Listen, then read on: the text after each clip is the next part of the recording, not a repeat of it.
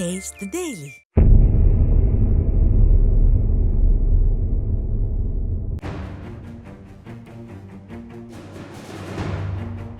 ஈழத்தமிழ் மக்களின் தலைவராகும் தகுதி சிவஞானம் ஸ்ரீதரனுக்கு இருக்கின்றதா என்று என்னிடம் யாராவது கேட்டால் சிறிது நேரம் யோசித்துவிட்டு இல்லை என்றுதான் பதில் கூறுவேன்.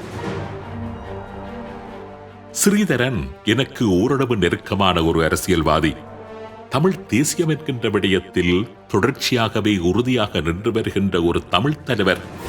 தனக்கு வாக்களித்த மக்களுக்கு தன்னாலான அனைத்து கடமைகளையும் செய்து ஒரு நல்ல நாடாளுமன்ற உறுப்பினராக பரிணமித்துக் கொண்டிருக்கின்றவர்தான் ஸ்ரீதரன் என்பதில் எந்தவித மாற்று கருத்தும் யாருக்கும் இருக்க முடியாது.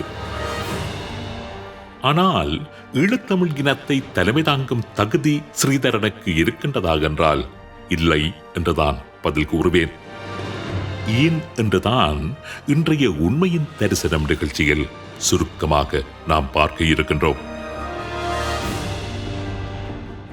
அண்மையில் தமிழரசுக் கட்சியின் பதில் பொதுச் செயலாளர் பதவியை சுமந்திரன் கைப்பற்றியதை தொடர்ந்து சுமந்திரனால் அதனை எப்படி சாதிக்க முடிந்தது என்கின்ற தேடலை மேற்கொண்டிருந்தோம். தமிழ் மக்களால் நிராகரிக்கப்பட்ட ஒருவர், தமிழ் மக்கள் மத்தியில் அபிமானமே இல்லாத, தமிழ் மக்களால் மிகவும் வெறுக்கப்படுகின்ற ஒருவரால் எப்படி இத்தனை இலகுவாக தமிழரசுக் கட்சியை கைப்பற்ற முடிந்தது? எப்படி சுமந்திரனால் தான் நினைத்த அத்தனையையும் கட்சிக்குள் சாதிக்க முடிகின்றது? சுமந்திரன் நினைத்தால் கட்சிக்குள் யாருக்கும் பதவி வழங்கலாம். சுமந்திரன் நினைத்தால் கட்சி சார்பாக யாரை வேண்டுமானாலும் வேட்பாளராக நிறுத்தலாம். சுமந்திரன் நினைத்தால் எந்த தேச விரோதியானாலும் கட்சிக்குள் சுலபமாக புகுந்து கொள்ளலாம். அப்படி உட்புகுந்தவரை சுமந்திரன் நினைத்தால் கட்சியின் தலைவர் பதவி வரைக்கும் நகர்த்திச் சென்றுவிடவும் முடிகின்றது. சுமந்திரன் என்கின்ற தனி நபரினால் மாத்திரம் தான் நினைக்கின்ற அத்தனையையும் எப்படி செய்ய முடிகின்றது தமிழரசுக் கட்சியினுள்? இந்த கேள்விகளுக்கு பல பதில்கள் இருந்தாலும் தமிழரசுக் கட்சியினுள் திட்டமிட்டு ஏற்படுத்தப்பட்டுள்ள ஏராளமான ஓட்டைகள் தான் சுமந்திரன் போன்றவர்கள் கட்சிக்குள் நுழைவதற்கும் தான் நினைத்த அத்தனையையும் கட்சிக்குள் செய்து கழிப்பதற்கும் காரணம் என்று தாராளமாக கூறலாம். தமிழரசுக் கட்சிக்குள் அப்படியான ஓட்டைகளை ஏற்படுத்தியவர்களுள் ஸ்ரீதரனும் ஒருவர் என்பதுதான் இங்கு நாங்கள் உற்று பார்க்க வேண்டிய விடயமாக இருக்கின்றது. தமிழ் மக்களின் சொத்து என்று கூறப்படுகின்ற தமிழரசுக் கட்சியினுள் சுமந்திரன் என்கின்ற ஒரு தனிநபரினால் தான் நினைத்தபடி வந்து நின்றாட முடிகின்றது என்றால் சம்பந்தர் போல, மாவை போல ஸ்ரீதரனும் ஒரு முக்கியமான காரணம் என்பதில் எந்தவித சந்தேகமும் இல்லை. 2010 ஆண்டு தேசிய பட்டியல் மூலம் தமிழரசுக் கட்சிக்குள் வந்து நுழைகின்றார் சுமந்திரன். அப்படி உள்நுழைந்த சுமந்திரன் புலிகள் மனித உரிமை மீறல்களில் ஈடுபட்டார்கள் என்று வாதாடினார். புலிகள் யுத்த குற்றங்களுக்காக விசாரிக்கப்பட வேண்டும் என்று சர்வதேச அரங்குகளில் குற்றச்சாட்டுக்களை முன்வைத்தார். முஸ்லிம்களுக்கு எதிராக புலிகள் இன சுத்திகரிப்பை செய்ததாக கூறினார். முஸ்லிம்களிடம் தமிழ் மக்கள் மன்னிப்பு கோர வேண்டும் என்று அறைகூவல் விடுத்தார். இன அழிப்பு செய்த ராஜபக்சக்கள் தண்டனையில் இருந்து தப்பிப்பதற்கு கால அவகாசத்தை எடுத்துக் கொடுத்தார். தமிழ் இளைஞர்கள் தற்பாதுகாப்புக்காக மேற்கொண்ட ஆயுத போராட்டத்தை வன்முறை, பயங்கரவாதம் என்று அடையாளப்படுத்தினார். முள்ளிவாய்க்காலில் நடந்தது இனப்படுகொலை அல்ல என்றும் நியாயம் கற்பித்தார்.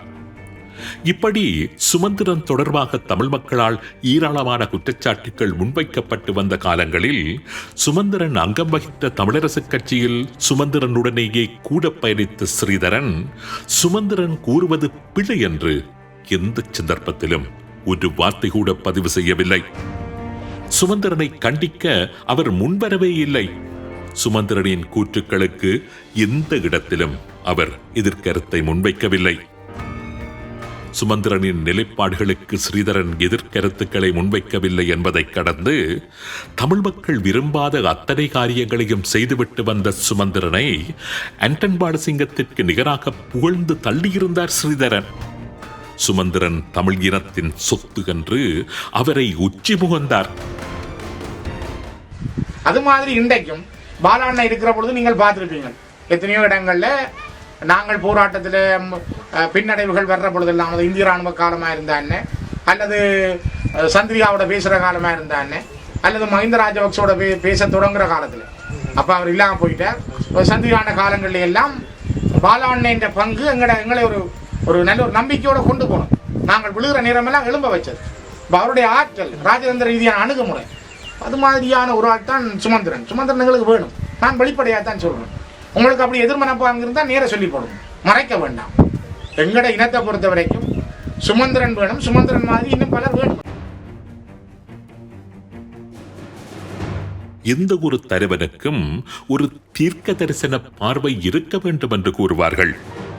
யாராவது ஒருவரை முதலாக பார்க்கின்ற போதே அவரை முழுவதுமாக எடை போட்டுவிடக்கூடிய வல்லமை ஒரு தலைவனுக்கு இயற்கையாகவே இருந்தாக வேண்டும்.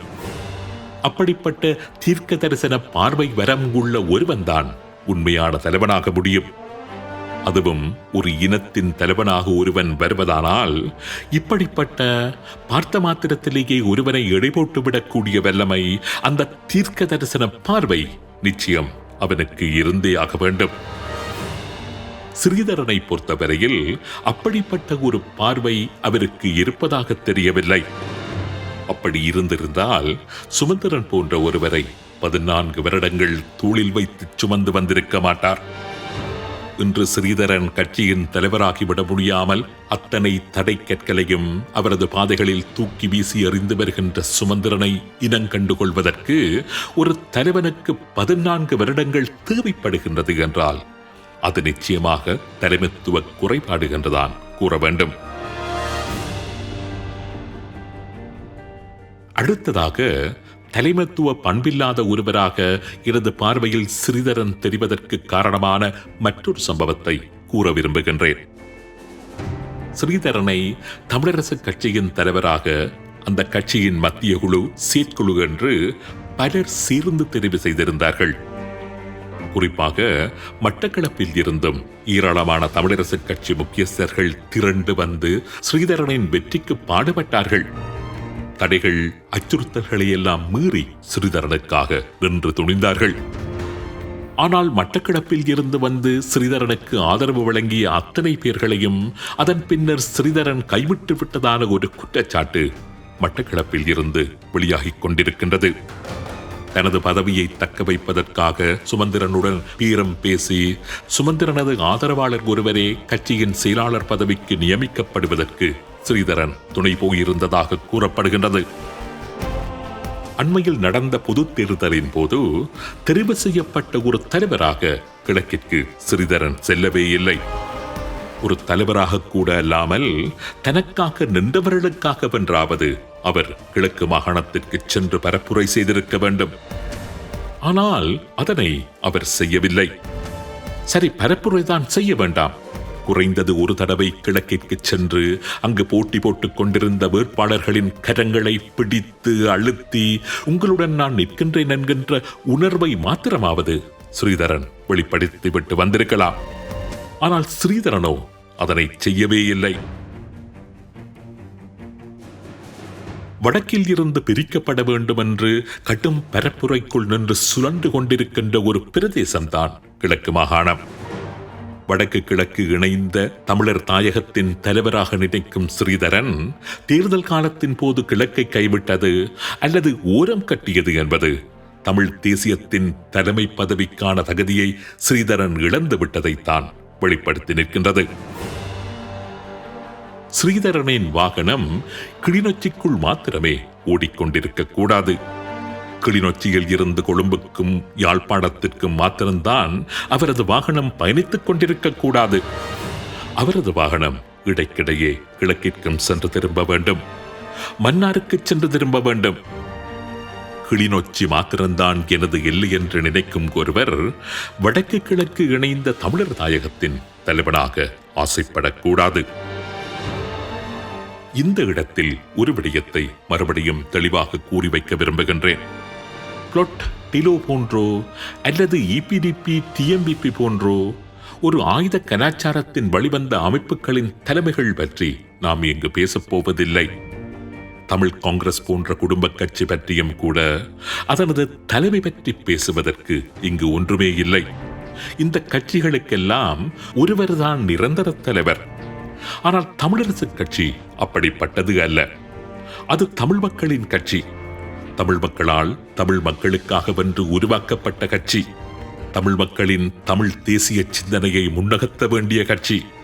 அப்படிப்பட்ட தமிழரசு கட்சியின் தலைவராக வந்து தமிழ் மக்களை ஒரு விடுதலையின் பாதையில் நடாத்தி செல்ல வேண்டிய ஒருவர் எப்படி இருக்க வேண்டும், எப்படி இருக்கக்கூடாது என்கின்ற ஒரு ஊடகவியலாளனாக எனது விருப்பத்தை தான் இங்கு நான் இந்த நிகழ்ச்சியினூடாக பகிர்ந்து கொள்ளுகின்றேன்.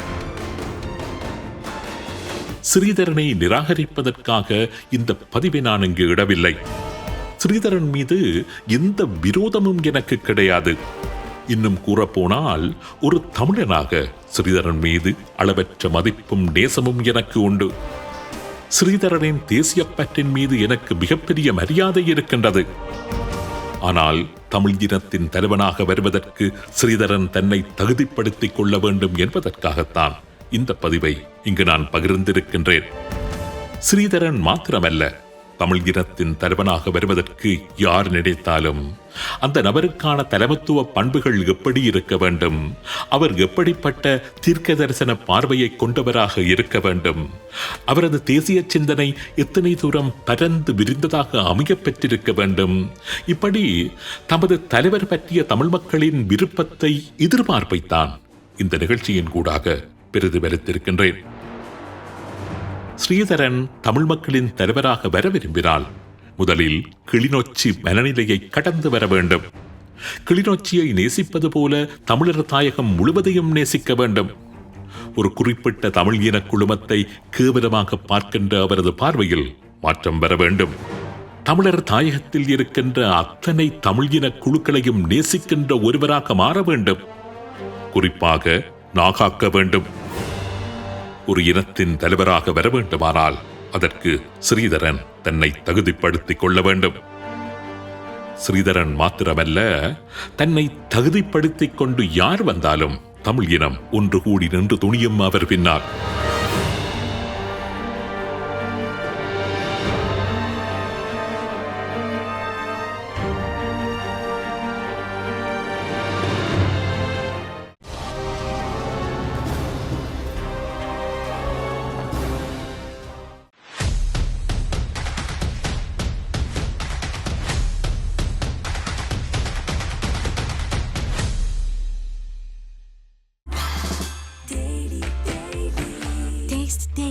Taste the Daily.